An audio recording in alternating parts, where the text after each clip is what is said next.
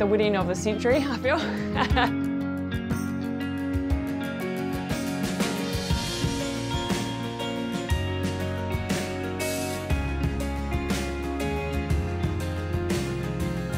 It was a very, very good day. A day I would have and repeat many, many times if I didn't have to pay for it.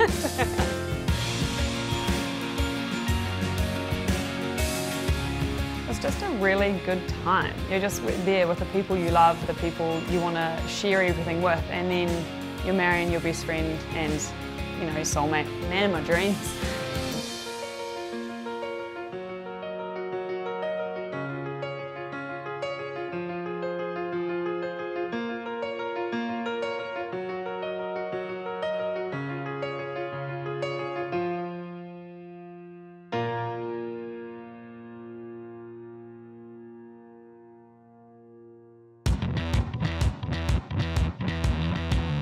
December camp was tough, and Noel's really put on the line of what she wanted, and we worked really hard. Every single session was tough. We have fitness and court conditioning and all that kind of carrying in the morning, and then we'll have trial games in the afternoon.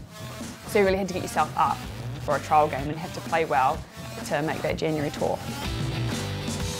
I went into camp probably not fully focused on netball, obviously with the wedding and whatnot. I didn't play my best netball there.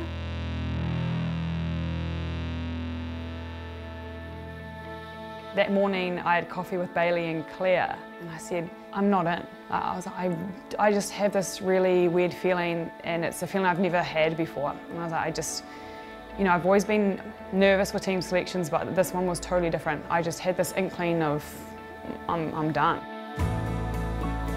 You go into a room and Noels and Debs are there. I got no eye contact from anybody. Sat down, I'm like, oh yeah, it's definitely, I'm done.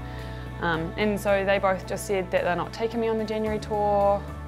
They yarned about a few things, and I was just kind of trying to get my head around it, because even though I had an inkling, it's still hard to hear that coming through. And yeah, I definitely shed a few tears, but it wasn't too bad. I was obviously upset, you know, my whole dream in my career, I've been around for a while, and you getting dropped isn't, you know, it's tough to take no matter what. So yeah, they just told me I was inconsistent, and I definitely didn't have a very good December camp, so that was totally understandable. So yeah, pretty much left the room, called Joel. He was in Hamilton working coincidentally, which is just down the motorway from Auckland, and he came straight away, came pick me up, and we went to Cambridge, and we hung out there over the weekend. Didn't really talk to anybody. It was just time for us just to stop, kind of reassess of what was going on. I 100% thought after I got dropped from December camp, there was definitely thoughts going through my mind of, bugger, I'm done. Like, that's it. Why do I need to come back?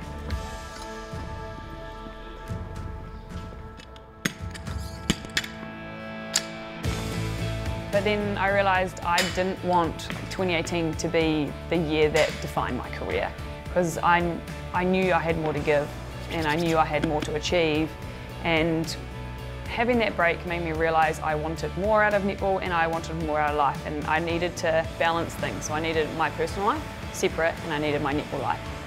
When they're split and you have a great balance between the both of them, I feel like you can do both well. Instead of trying to integrate them and mix them together, for me, it doesn't work.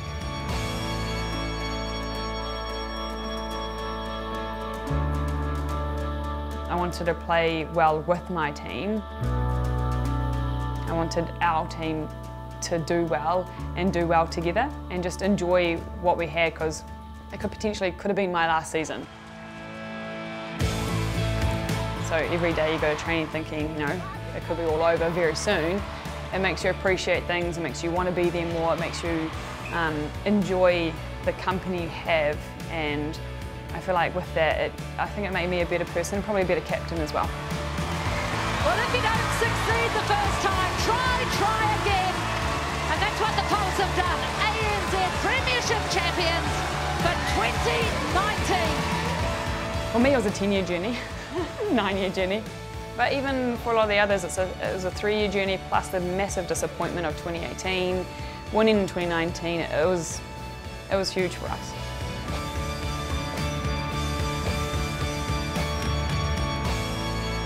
I think it was 2 weeks out from naming the World Cup when I started thinking, I really want to go. And like, I really, really want to go.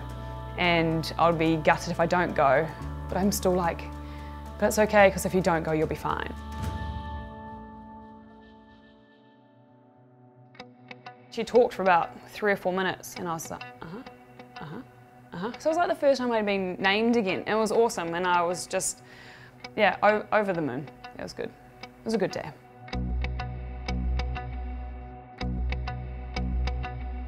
So the first 2 days were crazy, just really hard. You know, we're in the gym at 6 a.m. We were on the court, constantly on the court, just doing bits and pieces that we needed to do. And then, yeah, so it must have been I think the 4th day or 3rd day or whatnot, I was just took off and my calf blew. And I knew as soon as I'd done it, I was like, that's not good. I was very nervous, and they gave me the option of, should I go home, go to Auckland, get it scanned, see a doctor, and really get on top of things. And I was like, get me home. Like, I don't need to be here. I don't want to watch people train because I want to be there. That will just set me, what, a day or 2 behind where I could be if I went home and realised what do I have.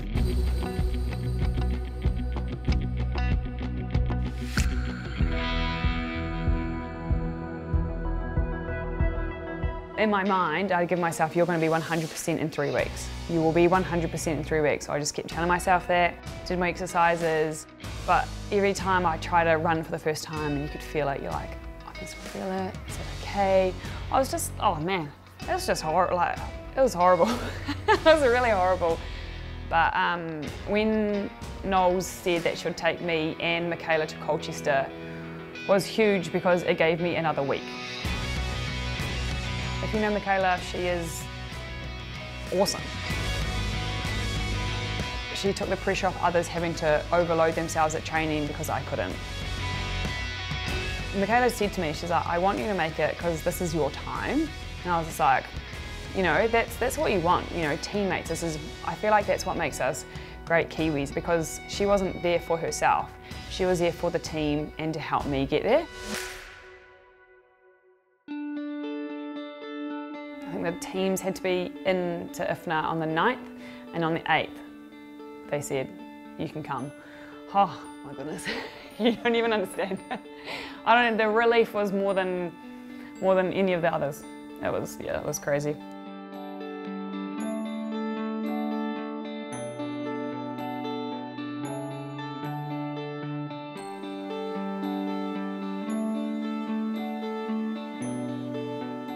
I remember going out on the court and just stopping, being on the line, actually having time to reflect on what we're doing. We're at a World Cup, we're in the final, the crowd is awesome. You know, Joel's in the crowd, everyone's family's around, people are at home watching us, and this is what we all want. This is what you all dream of being in a World Cup final. And just being able to take a moment and smile and take it in was pretty, yeah, pretty awesome. New Zealand have won the World Cup! I do believe that things do happen for a reason, and that it's what you make of it. You know, I could have completely just turned my back on netball and gone, nah, I'm done. But I love a challenge. I love netball. I love my life, and I want to live my life the way I want to live it. And just being able to come away from disappointment into, you know, what we've been able to achieve winning the World Cup is huge. And I feel like if anyone can listen to, say, you know, my story of getting dropped and not giving up, especially kids and teenagers, because I feel like at the moment, you know, it's a hard time when you're a teenager and things don't always go your way, and, you know, giving up. And hopefully even just changing a few people's lives in the sense that, you know, don't give up, keep going, and you can achieve, you know, what you want to or whatever you set your mind to. If you can help people out like that, then that would be great.